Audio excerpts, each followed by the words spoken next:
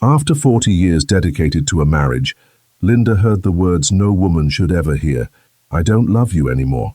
Traded for a woman 30 years younger and cast aside by her ex-husband's lawyers, she left the courthouse with only one thing: the deed to a dilapidated cabin he called trash. He laughed when she left, believing Linda would end her days in misery and loneliness. But what that arrogant man didn't know was that in trying to humiliate her, he handed Linda the greatest treasure of her life. What she found hidden behind the rotting walls of that cabin not only shocked everyone, but brought her ex-husband to his knees in regret.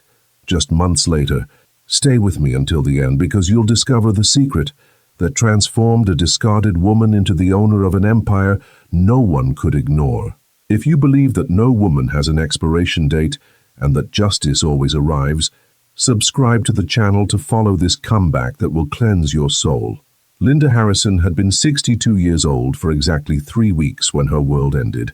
She'd spent the morning the way she spent most mornings, making coffee in the kitchen of the suburban home she'd maintained for 4 decades, planning the dinner she'd cook for a husband who barely noticed what he ate anymore. The house was immaculate, as it always was. Linda had spent 40 years perfecting the art of creating a comfortable home, raising 2 children who were now grown and living their own lives, being the supportive wife to Richard, a successful commercial real estate developer. She'd done everything right, or so she thought. The signs had been there, she'd realized later. Richard's late nights at the office, the new cologne, the way he'd started going to the gym, the business trips that seemed to multiply. But Linda had trusted. 40 years of marriage created a foundation of trust, didn't it? That morning, Richard came downstairs dressed in a suit she didn't recognize. Expensive, tailored, younger than his usual style. "We need to talk," he said, not meeting her eyes. Linda felt her stomach drop. In 40 years of marriage, she'd learned to read her husband's tone. This wasn't about household matters or vacation plans. This was something else. They sat in the living room, the room Linda had decorated and redecorated over the years, the room where they'd celebrated Christmases and birthdays, where they'd raised their family. Richard sat across from her, not beside her. That detail would stay with Linda. After 4 decades together, he chose distance. "I want a divorce," he said flatly. "I've met someone else, someone who makes me feel alive again, someone who understands me." Linda felt the words like physical blows. "Who?" she managed to ask. "That doesn't matter. What matters is that I'm done. I've already spoken to my lawyer. You'll be hearing from them." "Richard, we've been married for 40 years. We have children, grandchildren. We built a life that I'm tired of," he interrupted. "Linda, look at yourself. You're 62 years old. You've let yourself go. You've become invisible. Carla makes me feel young, vital. She's 32. She's ambitious. She's 32. Linda's voice was barely a whisper. "You're leaving me for someone our daughter's age. I'm leaving you because I deserve to be happy. I've worked hard my entire life. I've provided for you, given you everything. Now I want to live for myself." The cruelty of it took her breath away. He'd provided? As if her 40 years of managing the household, raising the children, supporting his career, entertaining his clients, maintaining his home meant nothing. "I want you out of the house by the end of the week," Richard continued. "My lawyer will be in touch about the divorce proceedings." And just like that, he stood up and walked out, left for the office, or maybe for Carla. Linda sat alone in the living room she'd made her home, and understood that her life as she'd known it was over. The next few months were a blur of humiliation and legal maneuvering. Richard's lawyers were ruthless. Every asset, they argued, was the result of Richard's hard work. The house, purchased with his income, the cars, his earnings, the retirement accounts, his career. Linda had been a homemaker, they pointed out repeatedly. She'd contributed no financial value to the marriage. The fact that she'd enabled Richard's career by managing everything else in his life, that she'd sacrificed her own career ambitions to raise their children, that she'd been his partner in every way that mattered. None of that counted in the cold mathematics of divorce court. Their children, Michael and Jessica, tried to remain neutral, which felt like a betrayal of its own. They loved both parents. They didn't want to take sides, but their neutrality meant Linda faced this alone. The final hearing was on a grey morning in November. Linda sat in the courtroom with her court-appointed lawyer. She couldn't afford one of her own, while Richard sat across the aisle with his legal team and with Carla. Carla was everything Linda was not. Young, blonde, wearing a dress that cost more than Linda's monthly budget. She touched Richard's arm proprietarily, smiled at him adoringly. Linda felt herself disappearing. The judge, looking bored, read through the settlement. Richard would keep the house, the cars, most of the retirement accounts. Linda would receive a modest monthly alimony for 5 years, enough time to get on her feet, the judge said, as if 62-year-old women discarded after 40 years of marriage could simply start over. There is one additional property, Richard's lawyer said, almost as an afterthought, a cabin in the mountains that Mr. Harrison inherited from his father. It's been abandoned for years, no utilities, no value. We propose giving the property to Mrs. Harrison. Richard leaned over and whispered something to his lawyer. They both smirked. My client is willing to deed the property to Mrs. Harrison. Consider it a gesture of goodwill. Linda's lawyer looked at her questioningly. Linda had nothing left to lose. Fine, she said quietly. The judge banged his gavel. The marriage was over. As Linda left the courtroom, she heard Richard's laugh behind her. Enjoy the cabin, he called out. Try not to let it collapse on you.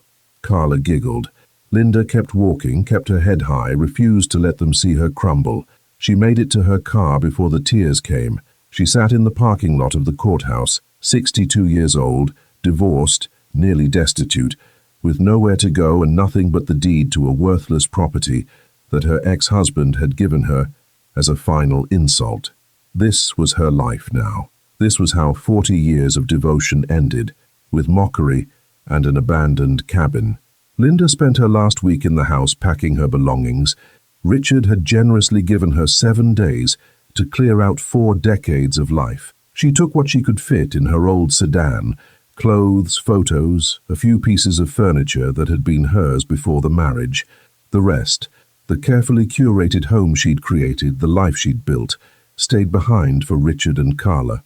Her friends from the neighborhood were kind but distant. Divorce was awkward. Some sided with Richard, believing his version that Linda had let herself go become boring. Others were sympathetic, but didn't know how to help. Linda felt herself becoming invisible, just as Richard had said. At 62, discarded and broke, she was someone people pitied but didn't quite know what to do with. Michael and Jessica each called, offering spare rooms in their homes. But Linda heard the reluctance in their voices, the way they framed it as temporary, the concerns about disrupting their own families. Her children loved her, she knew that, but they were busy with their own lives. She would be a burden. I have the cabin, Linda told them. I'm going to stay there for a while, figure things out. Mum, that place is a dump, Jessica said bluntly. Dad said it's been abandoned for years. Then it will suit me perfectly, Linda replied with a bitterness she tried to hide.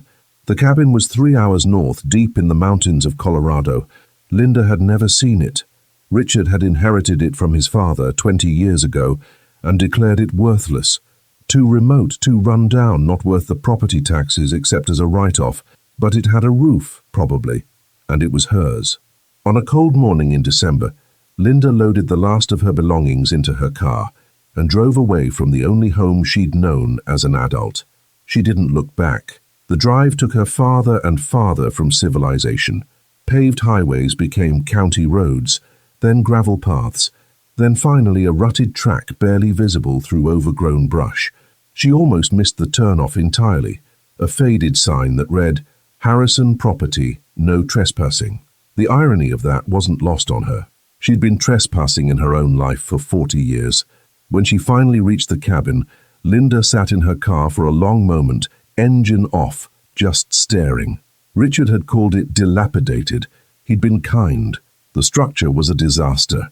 A small log cabin, maybe 800 square feet, with a porch that had partially collapsed on one side.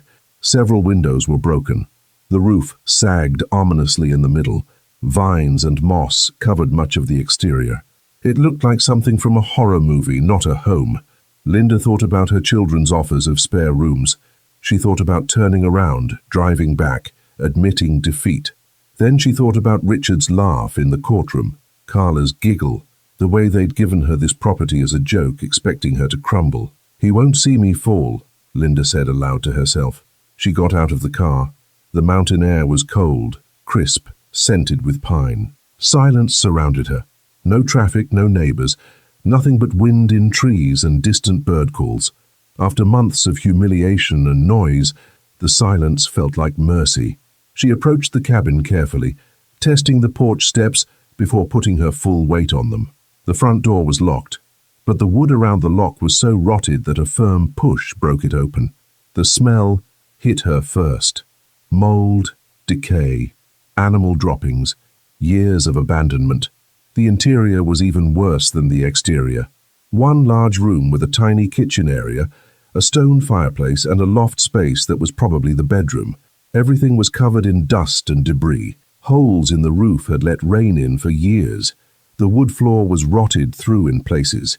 It was uninhabitable. It was perfect. Linda stood in the middle of the ruin and felt something she hadn't felt in months. She felt anger. Good, clean, powerful anger at what had been done to her, at how she'd been discarded, at this final insult disguised as property. "Fine," she said to the empty cabin, to Richard, to everyone who'd pitied or dismissed her. "Fine.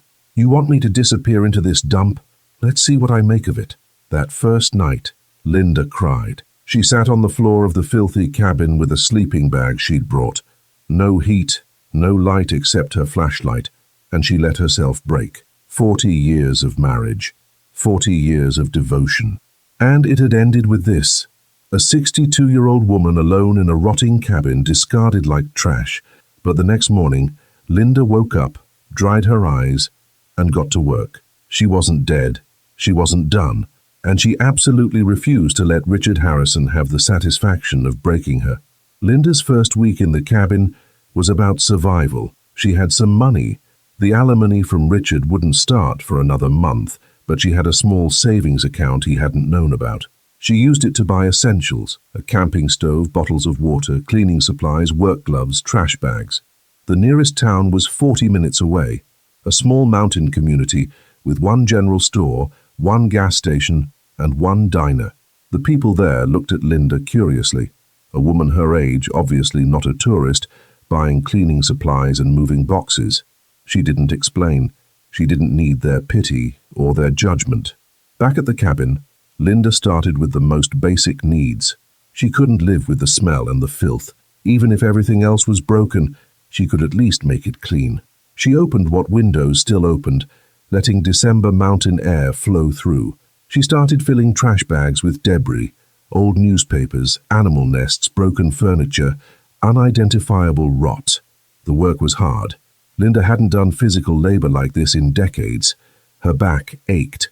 Her hands, soft from years of light housework, blistered and cracked. She would stop frequently, out of breath, muscles trembling. She wasn't 25 anymore. She wasn't even 45. She was 62, and her body reminded her constantly.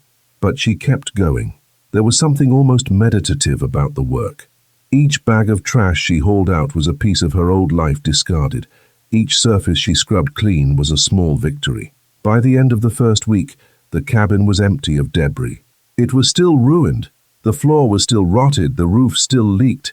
The walls were still covered in mold and water damage, but it was clean ruin. That was progress.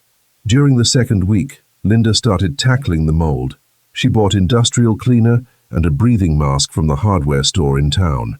The clerk, a man in his 50s named Tom, actually spoke to her. "That's serious stuff, Mom. Working on a big project?" "Reclaiming my life," Linda said without thinking. Tom looked at her with surprise, then respect. "Well, good luck with that." Linda spent days scrubbing walls, wearing the breathing mask, her arms aching from the repetitive motion. The mold had penetrated deep into the wood in some places. Those sections would need to be replaced entirely, she realized. She had no idea how to do that, but she could at least clean what was cleanable. It was while scrubbing a particularly stubborn section of moldy wall in what had been the kitchen area that Linda noticed something odd. The wall sounded hollow. She knocked on it experimentally. Definitely hollow. She knocked on the adjacent wall. Solid. Back to the hollow section. Odd. Linda looked more closely. The boards here were slightly different from the rest of the wall. Older, maybe, or installed differently. Without thinking it through, driven by curiosity and maybe desperation for something interesting in this monotonous work, Linda took the crowbar she'd been using to pry up rotted floorboards and wedged it into a gap between the boards. The wood was old and weakened by moisture. It gave way easily. Behind the wall was a space. Not much. Maybe 2 feet deep, 3 feet wide, running floor to ceiling. A hidden compartment. Linda's heart started racing. Why would someone build a hidden compartment? What would they hide? Carefully using her flashlight, Linda examined the space. There, at the bottom, was a wooden box. It was about the size of a large shoebox made of cedar, remarkably well preserved, despite the moisture all around it. Cedar was naturally resistant to decay and insects. That's probably why it had survived. Linda pulled it out carefully. It was heavier than she expected. She sat on the floor with it, hands shaking slightly. This was someone's secret. Someone had hidden this deliberately. Richard's father, Richard's grandfather, someone who'd owned this property long before the Harrisons. She opened the box. Inside, carefully wrapped in oilcloth, were bundles of papers and a cloth bag. Linda unwrapped the papers first. They were deeds, very old deeds. As she read through them carefully, her heart began to pound. The cabin and the surrounding 20 acres hadn't always been worth nothing. In 1875, the property had been registered as a mineral claim, specifically as a claim on a natural hot spring. The papers documented that the spring was discovered in 1874, that samples of the water had been analyzed and found to contain high levels of minerals believed to have healing properties, and that the owner had planned to develop it as a mineral spa. There were engineering drawings for a bathhouse. There were letters from potential investors. And then, dated 1876, there was a final note. Development postponed indefinitely due to economic panic. Will return to project when circumstances allow. Apparently circumstances had never allowed. The owner had died. The property had passed through several hands. Eventually it had ended up with Richard's grandfather, who'd probably never known what he had. The mineral spring, if it still existed, if it was still active, could be incredibly valuable. Mineral springs with proven healing properties were the foundation for spa resorts all over the world. Linda's hands were shaking as she set down the papers and opened the cloth bag. Inside were samples, rocks, presumably from the area around the spring, and a small, carefully labeled bottle of what must have been the spring water, sealed with wax. Linda sat in the cold cabin surrounded by ruin, holding a cedar box full of history and possibility. The property Richard had given her as trash, as a final insult, might actually be valuable, might actually be something remarkable. She started laughing, then crying, then laughing again. Richard had been so arrogant, so sure that he was giving her nothing, but he'd given her everything she needed to rebuild her life. The irony was so perfect, it hurt. That night, Linda drove back to town with a purpose she hadn't felt in months. She needed internet. She needed information. The diner had Wi-Fi, so she ordered coffee and used her laptop to research mineral springs, historical spa resorts, property development in Colorado. What she learned was both exciting and daunting. Natural mineral springs were indeed valuable, if properly developed. Spa resorts built around mineral springs generated millions in revenue, but development required capital, permits, environmental studies, infrastructure. It wasn't something a 62-year-old woman with limited funds could just make happen, unless Linda researched more. Historical properties, she discovered, could sometimes qualify for grants and historical preservation funds. If she could prove the historical significance of the mineral spring and the original development plans, she might be able to access funding to restore the site. It was a long shot, but it was something. Over the next weeks, Linda became obsessed. During the day, she continued cleaning and repairing the cabin, making it livable. She learned to patch a roof, replace rotted boards, install a wood stove for heat. YouTube became her teacher. Video after video on home repair, carpentry, plumbing. Her hands became calloused. Her muscles grew stronger. She was doing physical work she'd never imagined doing, and while it exhausted her, it also empowered her. But it was the spring that consumed her thoughts. She needed to find it, to verify it still existed and was still flowing. The deeds gave approximate locations, but 150 years had changed the landscape. Trees had grown, land had shifted. She spent hours walking her 20 acres, looking for signs, unusual vegetation, moisture patterns, anything that might indicate underground water. In January, 3 months after arriving at the cabin, she found it, a small clearing she'd walked past a dozen times. But on this day, with snow on the ground, she noticed something. A patch where snow had melted faster, creating a bare spot about 10 feet in diameter. Warmth, underground heat. Linda started digging. A foot down, she felt moisture.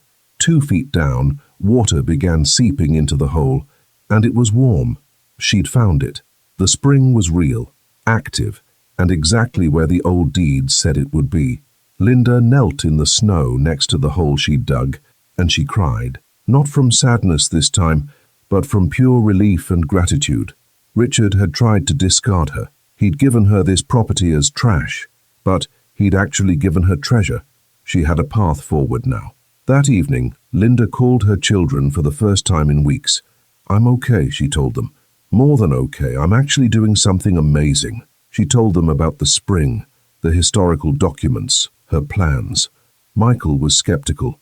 "Mom, be realistic. Developing a spa resort? That takes millions of dollars.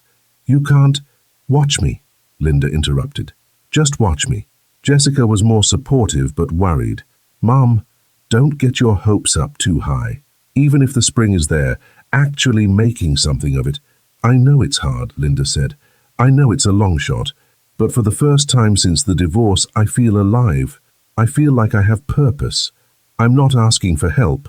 I'm just telling you what I'm doing." After she hung up, Linda sat alone in her now somewhat livable cabin, wrapped in blankets near the wood stove, and she planned. She would need environmental testing on the water, historical preservation applications, development permits. She'd need to present a compelling case that this property was worth investing in. It would take time, expertise, and resources she didn't have, but she had something more important. She had determination, she had a goal, and she had nothing left to lose. Richard had stripped everything away from her, but in doing so he'd freed her from fear. What was the worst that could happen? That she'd fail. She'd already lost everything. The only direction left was up. Linda started making lists, researching contacts, drafting letters to historical societies and preservation organizations. She worked late into the night every night, driven by purpose and, if she was honest, by revenge. Not violent revenge, not even direct revenge, but the sweet revenge of proving everyone wrong, of showing Richard that the woman he'd discarded wasn't broken, wasn't finished, wasn't trash. The winter passed in a blur of work and planning. By March, Linda had submitted applications to 3 historical preservation organizations and 1 environmental grant program.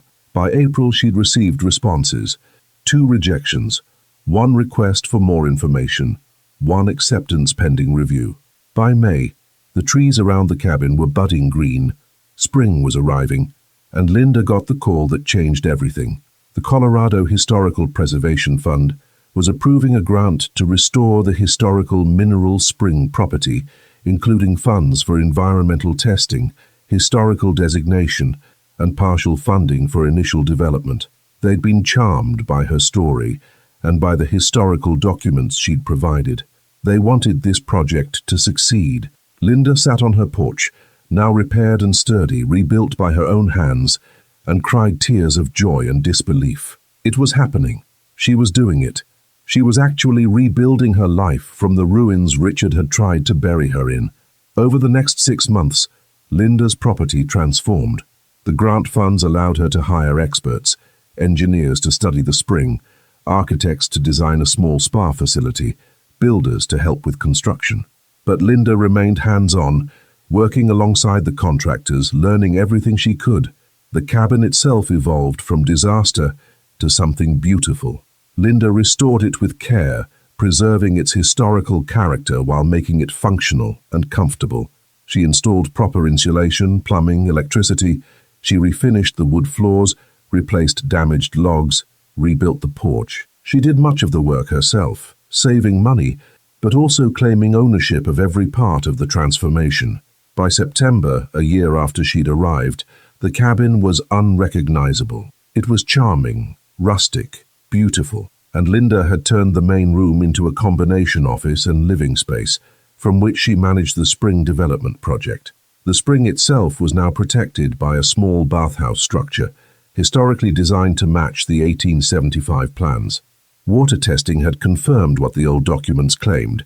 The mineral content was exceptional, with proven therapeutic properties.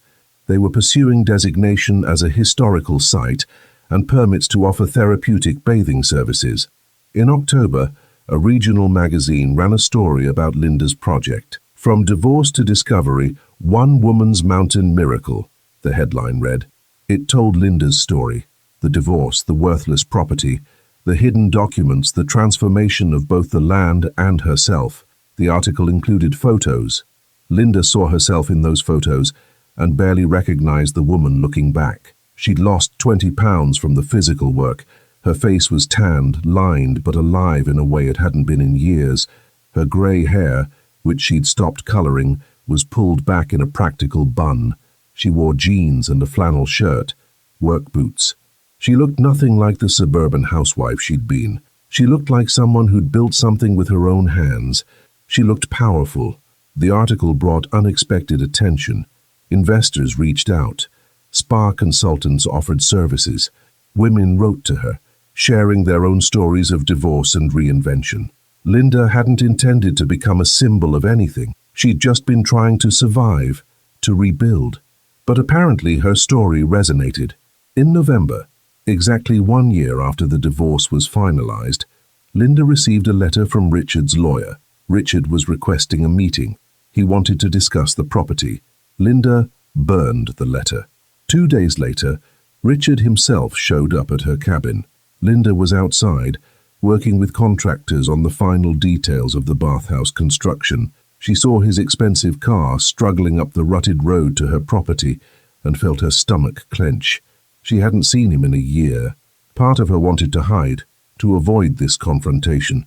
But the stronger part, the part that had been forged in this mountain exile, stood straight and waited. Richard got out of his car looking diminished somehow. His suit was still expensive, but he looked older, tired. He stared at the transformed property with visible shock. "Linda," he said. "Richard." They stood 10 feet apart, a year and a lifetime between them. "I read the article," he said finally, "about the spring, about the development. Did you?" It wasn't a question. "Linda, I had no idea the property was valuable. When I gave it to you, I genuinely thought it was worthless. If I'd known, you would have kept it," Linda finished. "Yes, of course, as you kept everything else." "That's not fair. I built a career. I earned—" "Stop," Linda interrupted, her voice quiet but firm. "Just stop.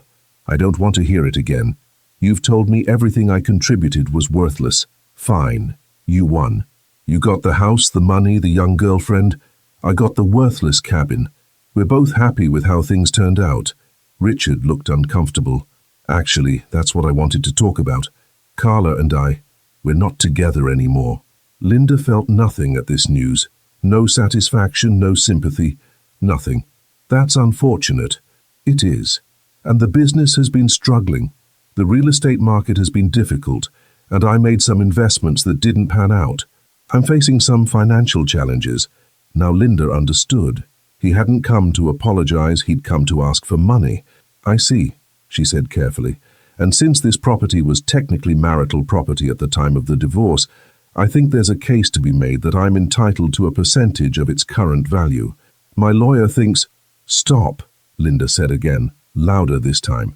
"Richard, listen to yourself. You gave me this property as a joke, as a final insult. You laughed at me in the courthouse. You gave it to me because you thought it was worthless, because you wanted to humiliate me one last time. And now that I've made something of it, You want a piece? I'm just saying that legally the divorce is final. The property was deeded to me.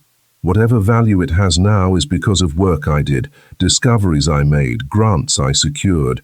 You contributed nothing but contempt. Richard's face flushed. Linda, I'm struggling. I need help. After everything I did for you over 40 years, after everything you did for me? Linda's voice rose, anger breaking through.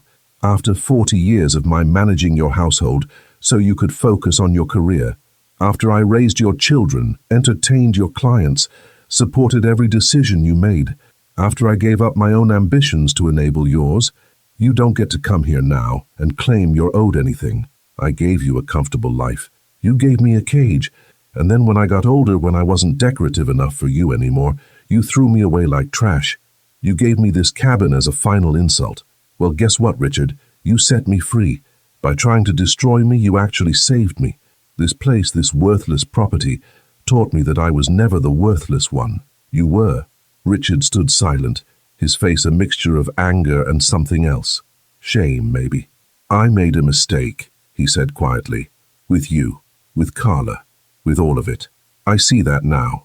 I'm sorry you regret your choices, Linda said, and she meant it. But your regret isn't my responsibility. I spent 40 years making your comfort my responsibility. I'm done, so you won't help me. Help yourself, Richard, the way I had to. She turned her back on him and walked toward the contractors, ending the conversation. She heard his car start, heard him drive away. She didn't watch him leave. That evening, sitting on her porch with a glass of wine, watching the sunset paint the mountains in gold and purple, Linda felt something settle in her chest. Closure. Peace. Richard had tried one last time to take from her, and she'd stood firm. The woman who would have crumbled a year ago, who would have apologized and tried to smooth things over, was gone. In her place was someone stronger, someone who knew her worth, someone who'd literally rebuilt herself from ruins. The spring officially opened for therapeutic bathing in March, 18 months after Linda had first arrived at the cabin. It was a small operation, just the historical bathhouse with 3 private soaking rooms, open by appointment only. But it was beginning. Linda ran it herself with help from 2 part-time employees from town. The revenue was modest but steady. More importantly, it was hers. The property's historical designation brought visitors, history enthusiasts, spa aficionados, people who'd read the magazine article about Linda's transformation. Some came for the mineral baths. Others came because they'd been through divorces themselves and wanted to meet the woman who'd turned humiliation into triumph. Linda welcomed them all. She gave tours, explained the property's history, told her story when asked. And she listened to other women's stories. So many women over 60 who'd been discarded, who felt invisible, who wondered if their best years were behind them. Look at me, Linda would tell them. I'm 64 years old. I'm doing physical labor. I'm running a business. I'm learning things I never imagined learning. Am I tired sometimes? Absolutely. Does my body ache? Every day. But I'm alive in a way I never was in my marriage. This isn't the end. This is the beginning. One woman, probably 70, cried when Linda said this. Everyone treats us like we're done, she said. Like after 60 we should just gracefully fade away. Then don't be graceful, Linda replied. Be loud. Be inconvenient. Be stubborn. Refuse to fade. That conversation, overheard by a visitor who happened to be a blogger, ended up online. It went viral in the way things do. Shared and reshared, screenshot and discussed. Suddenly Linda was getting interview requests, speaking invitations, women showing up at her property wanting advice on starting over after divorce. Linda hadn't sought any of this attention. She just wanted to survive, to rebuild. But if her story could help others, she'd share it. She started a blog, Rebuilding at 60-something, where she wrote honestly about the challenges and triumphs of starting over late in life. She wrote about the physical difficulties of manual labor at her age, the financial stress of making a new business work, the loneliness of mountain isolation. But she also wrote about the freedom, the empowerment, the joy of building something that was entirely hers. The blog resonated. Within months she had thousands of followers, mostly women over 50, who were contemplating divorce, dealing with divorce, or recovering from divorce. They shared their stories in the comments. They encouraged each other. They created a community of women refusing to accept that their value expired with age. By her 65th birthday, Linda's life looked nothing like what she'd imagined it would be at this age. She lived alone in a mountain cabin she'd restored with her own hands. She ran a small business. She wrote a blog. She was stronger, more independent, and ironically more connected to other women than she'd ever been in her suburban life. Her children visited regularly now, proud of what their mother had accomplished. Michael brought his family for spring break, and Linda taught her grandchildren about water minerals and mountain ecology. Jessica came alone sometimes, asking her mother's advice about her own marriage, her own compromises. "I don't want to end up where you were," Jessica admitted one evening. "Neither do I," Linda said. "So don't. Don't wait 40 years to demand respect. Don't make yourself smaller to make someone else comfortable. And if you do end up divorced," she smiled, "remember that it might be the best thing that ever happened to you." 2 years after the divorce, Linda received papers in the mail. Richard was filing for bankruptcy. His business had collapsed. He was selling the house Linda had maintained for 40 years. Part of her felt sad about that. Not for Richard, but for the loss of what that house represented. Decades of her life, her children's childhoods. But mostly she felt free. That house had been her cage, even if it had been a comfortable one. She didn't want it back. She didn't want any of that old life back. That spring, a spa resort company approached Linda about buying her property. They offered an astounding sum, enough to set her up for life, to never worry about money again. Linda turned them down. The property wasn't for sale, not because she couldn't use the money, but because this wasn't about money. This was about proving something to herself, about building something that was hers, made by her hands and her determination, about showing that a 65-year-old woman could start over and thrive. The offer did, however, give her leverage for something else. She negotiated a partnership instead. The resort company would invest in expanding her facility in exchange for a minority stake. Linda would maintain control, maintain ownership, but with resources to grow. By Linda's 66th birthday, the small bathhouse had expanded into a modest spa retreat, still historically themed, still personally run, but professional and profitable. She employed 8 people from the local community. She'd become a significant local business owner, a town success story. On quiet evenings, Linda would still sit on her porch, the porch she'd rebuilt herself, and think about the journey. From the courtroom where Richard had laughed at her, to this moment, to this life she'd created from what he'd meant as ruins. She thought about the woman she'd been, afraid, diminished, measuring her worth by her husband's approval. And she thought about the woman she'd become, strong, independent, valued for what she built rather than what she sacrificed. The greatest treasure hadn't been the mineral spring, Linda realized. The greatest treasure had been the necessity of rebuilding that had forced her to discover who she really was, beneath 40 years of compromises. Richard had thought he was discarding trash, but he'd actually been cutting her free. Sometimes, Linda thought, the greatest gifts come disguised as disasters. Sometimes being discarded is actually being liberated. Sometimes the worst day of your life is the first day of your real life. As the sun set over the mountains she now called home, Linda raised a glass of wine to herself, to the cabin, to the journey that had brought her here. "Thank you, Richard," she whispered to the evening air, "for underestimating me, for throwing me away, for giving me the greatest gift you ever gave me, the chance to discover I never needed you at all." And she smiled, free and happy, and more alive at 66 than she'd ever been at 26 or 46. The divorce hadn't been her ending. It had been her liberation. And the cabin Richard had given her as trash, it had been the treasure chest that held her real life, just waiting for her to open it and claim what was always hers, herself. If this story touched your heart, drop one word in the comments about what it means to you. And if you've ever had to rebuild your life after someone tried to break you, share your story. Because we're stronger together. We're never too old to start over, and no one gets to define our worth but us. What they called our ending, Life calls our beginning. Remember that. 3 years after Linda's divorce became final, her life had settled into a rhythm she'd never imagined possible. The spa retreat was thriving, booked months in advance. The cabin and grounds had become a destination, featured in travel magazines, wellness blogs, and historical tourism guides. But for Linda, the real transformation wasn't in the property. It was in herself. She woke each morning at dawn, made coffee in the kitchen she'd rebuilt, and watched the sun rise from the porch she'd restored with her own hands. Every piece of this place held a memory of her transformation.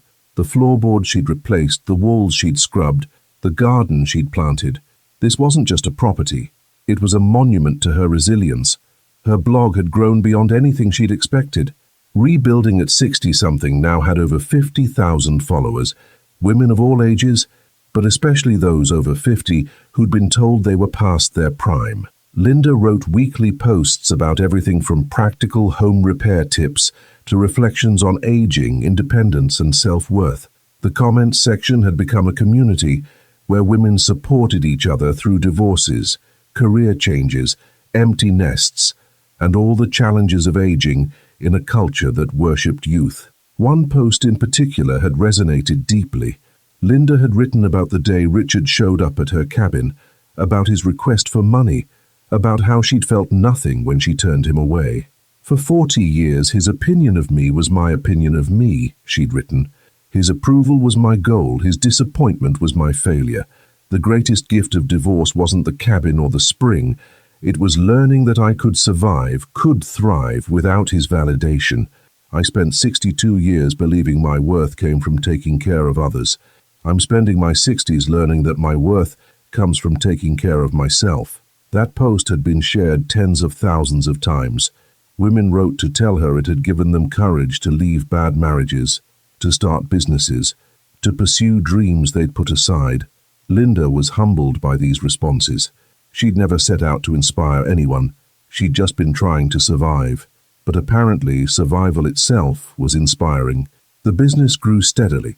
Linda hired a manager to handle day-to-day operations, allowing her to focus on the parts she loved, designing new treatments using the mineral water, leading historical tours, connecting with guests who came seeking healing.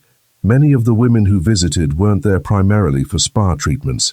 They came because they'd read Linda's story and wanted to meet her, to see proof that reinvention was possible after 60.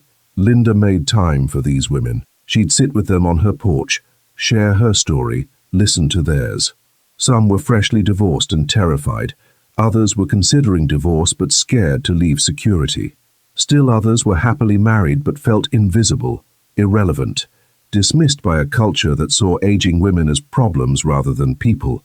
You're not invisible, Linda would tell them. Society wants you to think you are because invisible women don't demand their share of resources or respect or opportunity, but you're only invisible if you agree to disappear. Refuse. One afternoon, a woman named Patricia visited. She was 71, recently widowed after 50 years of marriage. I don't know who I am without him, Patricia admitted. I was his wife for so long, now I'm just nobody. Linda understood that feeling deeply. You're not nobody. You're someone who devoted 50 years to a partnership. That's beautiful. But you're also someone separate, with your own interests and capabilities and dreams. It's not too late to discover who that person is. At 71? I started over at 62, Linda pointed out. You're ahead of the game. Patricia cried then, but they were good tears. Before she left, she hugged Linda tightly. Thank you for showing us it's possible. That conversation stayed with Linda. She realized she'd become, accidentally, a symbol of something larger than herself. The cabin, the business, the blog, they were all just vehicles for a more important message, that women's lives didn't end at menopause, at retirement, at divorce, at widowhood, that 60 or 70 or 80 could be beginnings, not endings. That reinvention was always possible. On the 4th anniversary of her arrival at the cabin, Linda held an open house. She invited her blog followers, local community members, anyone who wanted to visit. Hundreds came. The property was filled with women of all ages, touring the bathhouse, walking the grounds, sharing stories. Late in the afternoon, Linda stood on her porch and addressed the crowd. 4 years ago, I came here with nothing. I'd lost my marriage, my home, my identity. My ex-husband gave me this property as a joke, expecting me to fail. I almost did. The first weeks here I cried every night. I was so scared, so alone, so convinced I was too old to start over, but I was wrong. And every woman who's ever been told she's too old, too used up, too past her prime to do something new, that woman has been lied to. We're not finished at 50 or 60 or 70. We're not done contributing, creating, growing. We're not invisible unless we choose to be. This cabin was supposed to be my humiliation. Instead, it became my liberation. And I want every woman here to know, whatever you're facing, whatever you've lost, whatever age you are, it's not too late. It's never too late to rebuild, to reinvent, to refuse to accept anyone else's definition of who you should be. The applause was thunderous. Women were crying, hugging each other, sharing contact information, and promises to stay connected. Linda had accidentally created a movement, a community of women refusing to fade away gracefully. That evening, after everyone had left, Linda's children visited. Michael and Jessica, now both in their 40s, sat with their mother on the porch they'd helped her rebuild during a visit 2 years ago. "Mom, you're amazing," Jessica said. "How did you do all this?" Linda thought about the question seriously. "I didn't have a choice. When you lose everything, you either give up or you rebuild. I chose to rebuild, but honestly, I think I only found the strength because I was so angry. 40 years of my life, dismissed like it meant nothing. That anger fueled me for the first year. After that, something else took over. Pride, maybe, determination, the realization that I could actually do this." "Do you ever regret it?" Michael asked. "The divorce, I mean. Do you ever wish Dad had stayed?" Linda considered this. "I regret how it happened. I regret the pain and humiliation.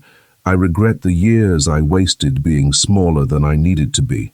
But the divorce itself, no. It freed me to become who I actually am instead of who I thought I needed to be for him. If he'd stayed, I'd have grown old in that comfortable cage. I'd never have discovered I could do any of this." They sat in silence, watching stars appear over the mountains. Finally, Michael spoke. "Dad called me last week." Linda felt a flicker of something. Not pain, not even curiosity, just acknowledgement. "How is he?" "Struggling. The bankruptcy hit him hard. He's renting now, working for someone else's firm. He asked about you. Asked if you were really doing as well as it seems." "What did you tell him?" "I told him you're thriving, that you built something remarkable, that you're happy." Linda nodded. "That's true. Tell him I hope he finds his own path to peace." After her children left, Linda sat alone on her porch as she did most evenings. She thought about Richard, about the man he'd been when they married, about the man he'd become, about his fall and her rise.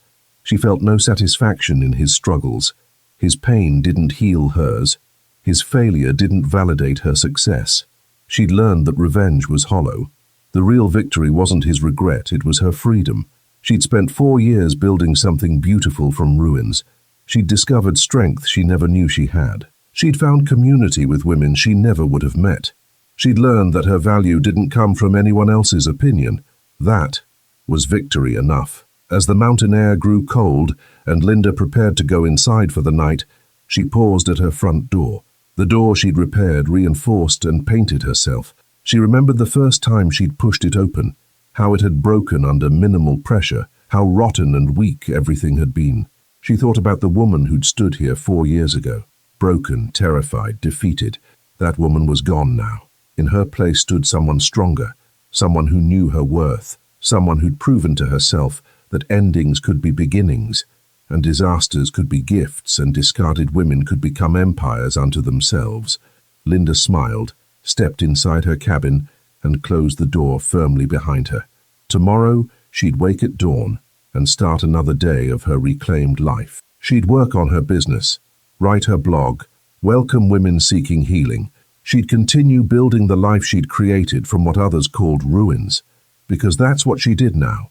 She built, she created, she refused to disappear, and she'd never, ever let anyone define her worth again. The cabin Richard gave her as trash had become a palace, but more importantly, the woman he'd discarded as worthless had discovered she was priceless. That was the real treasure. That was the real transformation. That was the real victory. 5 years after the divorce, Linda stood in front of a room full of women at a conference for female entrepreneurs over 50. She'd been invited to speak about her journey, about building a business from nothing, about starting over late in life. As she looked at the audience, hundreds of women, all over 50, all with their own stories of reinvention, Linda felt profound gratitude. "I'm 67 years old," she began. "When I was 62, my husband of 40 years told me I was worthless. When I was 62, I lost everything I thought defined me. When I was 62, I believed my life was over. I was wrong about all of it. The last 5 years have been the most challenging, most empowering, most authentic years of my life. I rebuilt a cabin. I started a business. I discovered a treasure. But the real treasure wasn't what I found hidden in a wall. It was what I discovered inside myself. Strength I didn't know I had. Resilience I'd never tested. Worth that never depended on anyone else's opinion. To every woman here who's been told she's too old, too late, too past her prime, I'm here to tell you that's a lie. It's never too late. Your life isn't over. It's just beginning." The standing ovation lasted 5 minutes. Afterward, women lined up to thank her, to share their own stories, to ask for advice. Linda listened to each one, offered what wisdom she could, and marveled at the community they'd created. That evening, back in her mountain cabin, Linda wrote one final blog post. "What Richard called the end, life called my beginning. What he meant as my humiliation became my liberation. What he threw away as trash became my treasure. Not because of what I found, but because of what I became." To every woman reading this, you are not done. Your worth doesn't expire. Your value doesn't diminish with age. You are powerful, capable, worthy. With or without a partner, with or without youth, with or without anyone's approval, rebuild, reinvent. Refuse to fade. The best years might still be ahead. She published the post, closed her laptop, and stepped outside. The mountain air was crisp, the stars brilliant above her cabin, her palace, her empire, her home. Linda smiled, free and happy, and more herself than she'd ever been. The divorce hadn't destroyed her. It had revealed her, and what it revealed was magnificent. If Linda's story spoke to your heart, drop one word in the comments that captures how you feel. And remember, what they called your ending is really your beginning. You're never too old. You're never too late. You're never too finished. Start rebuilding today.